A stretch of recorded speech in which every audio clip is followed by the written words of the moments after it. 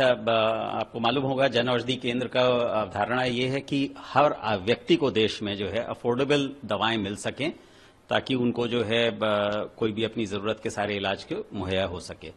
तो इसकी जो है कुल 80 केंद्र थे और इसको जो है निरंतर प्रधानमंत्री जी के मार्गदर्शन में इसको बढ़ाया गया है और एक लक्ष्य रखा गया था कि इनको हम इस साल के अंत तक 15,000 लाएं, जो लक्ष्य हमने जनवरी तक ही हासिल कर लिया और अगले मार्च तक हम इसको 20,000 और उससे अंततः 25,000 केंद्रों तक पहुंचाएं। तो ये हम पूरे इस लक्ष्य की ओर अग्रसर हैं।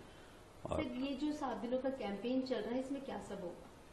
इसमें हम इस बारे में जागरूकता ला रहे हैं कि लोगों को पता चले कि ऐसा जन औषधि केंद्र है। इसमें 25 से 80-90% तक सस्ती दरों पे वही दवाइयां मिलती हैं जो ब्रांडेड ड्रग्स के रूप में उपलब्ध होती हैं और ये दवाएं उतनी ही इफेक्टिव हैं, उसी क्वालिटी की हैं जैसे कि वो किसी ब्रांडेड ड्रग से खरीदते हैं। तो अक्सर लोगों को ये मालूम नहीं है या उसको लेकर उनके अनेक शंकाएं और सवाल रहते हैं। तो ये जन जन तक पहुंचे। एक सप्ताह का जन औषधि दिवस माननीय प्रधानमंत्री जी ने 2019 में रखा था कि ये हर साल एक इसमें जन जागरण किया जाए और इसको एक जन अभियान बनाया जाए जिससे सब तक ये संदेश पहुंचे। सर, लगभग कितनी तरह की जो दवाएं हैं जन औषधि में शामिल है? जन औषधि का प्रोडक्ट बास्केट अभी 2047 दवाइयां हैं और इसमें 300 करीब सर्जिकल डिस्पोजेबल इत्यादि भी शामिल हैं। तो काफी बड़ा बास्केट है। सर, आने वाले टाइम में और भी दवाओं को शामिल किया जा सकता है? हम निरंतर इसको समय के साथ बढ़ाते रहे हैं। जैसे जैसे मांग आती जाती है हम निगरानी रखते हैं बाजार में किन दवाओं की मांग आ रही है और उसको रिव्यू करके जो कॉमन दवाएं होती हैं उसको बढ़ाते रहते हैं समय के साथ। सर, जैसे कि अभी प्रधानमंत्री जी ने भी बताया था कई हजार करोड़ का मुनाफा भी हुआ है, तो इसके बारे में? जी, एक तो जब हम देखते हैं जब से पिछले 10 वर्ष में योजना 80 से लेकर 15,000 तक केंद्रों तक पहुंची तो इस अवधि में जो है उपभोक्ताओं को तकरीबन 30,000 करोड़ रुपए की इससे बचत हुई है उनके आउट ऑफ पॉकेट एक्सपेंडिचर में। और जैसा हेल्थ इकोनॉमिस्ट एस्टिमेट करते हैं कि 60% खर्चा जो आउट ऑफ पॉकेट एक्सपेंडिचर लोगों का इलाज के समय होता है वो दवाओं पे होता है।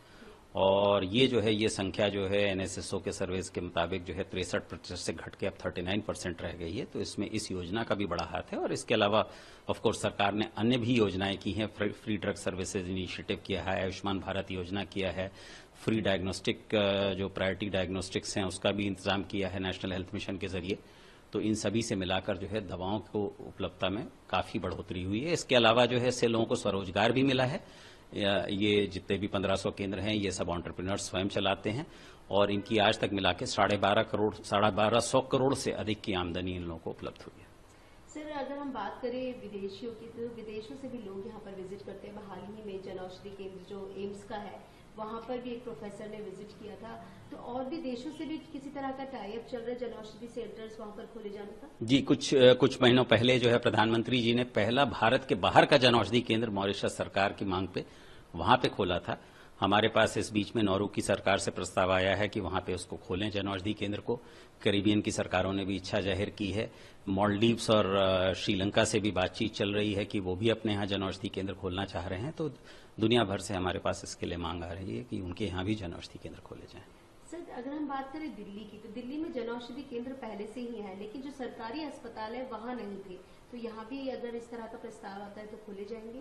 जी बिल्कुल, हमने निरंतर पहले भी और अभी हाल में दोबारा भी सभी राज्यों को लिखा है कि जन औषधि केंद्र भी अपने सरकारी अस्पतालों में वो जगह मुहैया कराएं जिससे कि वहां पे ही जन औषधि केंद्र खुल सके।